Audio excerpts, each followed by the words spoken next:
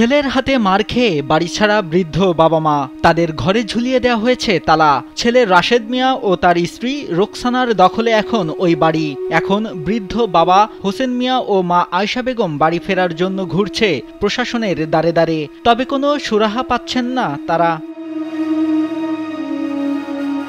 গেল 17 October police সুপারের কাছে বাড়িতে ফিরতে লিখিত আবেদন করেন বৃদ্ধা আয়শা বেগম। ওই আবেদনে এলাকার উচ্ছৃঙ্খল লোকদের নিয়ে অত্যাচার নির্যাতন করার অভিযোগ করেন ছেলে রাশেদের বিরুদ্ধে। এর আগে ছেলের বিরুদ্ধে মা Ayesha Begum senior judicial magistrate আদালতে একটি মামলাও করেন। ওই মামলায় 30 সেপ্টেম্বর রাশেদ জেলে যায়।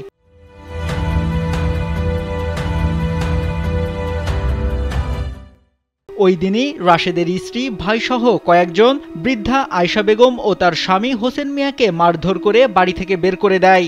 এরপর তালা দিয়ে দেয় বসতঘরে। বৃদ্ধ হোসেন মিয়া ও তার স্ত্রীকে নিয়ে অন্যত্র চলে যায়। বাড়ি ফিরলে তাদের প্রাণে মেরে ফেলারও হুমকি দিচ্ছে ছেলের বউ ও তার ভাইয়েরা। আমি ঘরের মধ্যে লটকে তো ধরে তুই রেখেছি, দরজার মধ্যে আমার টাইনা বাইর করে আমার ইটা দা ফেলাই দিয়া আপনার দরজা তালা তালাইছে আর আমারে বিছানা ঘরের ভিতরে ঢুকবার লেগে। আমার এই 3 ছেলে 2 মেয়ে, দু জায়গায় আমার আছে, এটা আমি রেজিস্ট্রি করে দিয়েছি। এইটা দিলাম গিরে, এটা দিলাম না গিরে, এটার থেকেই আন্দোলন। হৃদয় বিদারক ঘটনাটি ঘটেছে ব্রাহ্মণবাড়িয়া সদর উপজেলার কোড্ডা গ্রামে। জানা গেছে বৃদ্ধ হোসেন মিয়া ও আয়শা বেগম দম্পতির 2 মেয়ে ও 4 ছেলে। 2 মেয়ের বিয়ে হয়ে গেছে। বড় ছেলে রাশেদ ছাড়া বাকি 3 ছেলে থাকেন বিদেশে। বাবা মাকে বাড়ি থেকে বের করে দেওয়ার পর বিদেশ থেকে ছুটে এসেছেন 2 ছেলে, তারাও ঢুকতে পারছেন না বাড়িতে। আমরা এই পরিস্থিতি আছি, আমরা কেমনে বাইর যাবো? আমরা বাইর যাওয়ার একটা প্রসেস আপনারা একটা করে দেন, যাতে আমরা বাইরে যেতে পারি, থাকতে পারি। আমাদেরই সব কিছু আমরা বাইরে থাকতে পারতেছি না। বাড়িঘর তালা দিয়া লুটপাট কইরা কুবাইয়া কাবাইয়া থই দিছে। আয়াসের আমার কোন গরদর কুবাইছে, আমার বাপের মারছে ফালাইয়া ফুইটা, আমার বাপে ফুইটার বই আসেন একটা বাড়িতে আমার বাপরে ফালাইছে ফুইটাতে স্টিলি 5 দিয়া।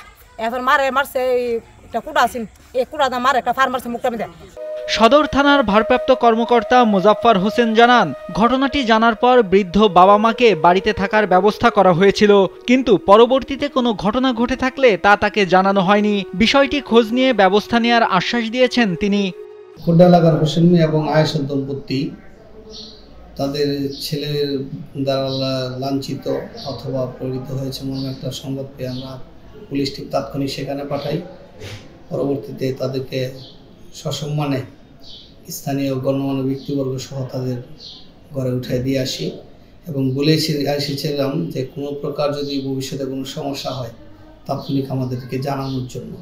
অদ্যাবধি তারা আমাদের কাছে কোনো কিছু জানায় নাই বা এখনও তারা কোনো সমস্যা আছে কি না সেটাও বলে নেই। যদি এরকম কোনো সমস্যা আবার পুনরায় সৃষ্টি হয়, আমরা অভিযোগ পেলে অবশ্যই আমরা আইনগত ব্যবস্থা নেব।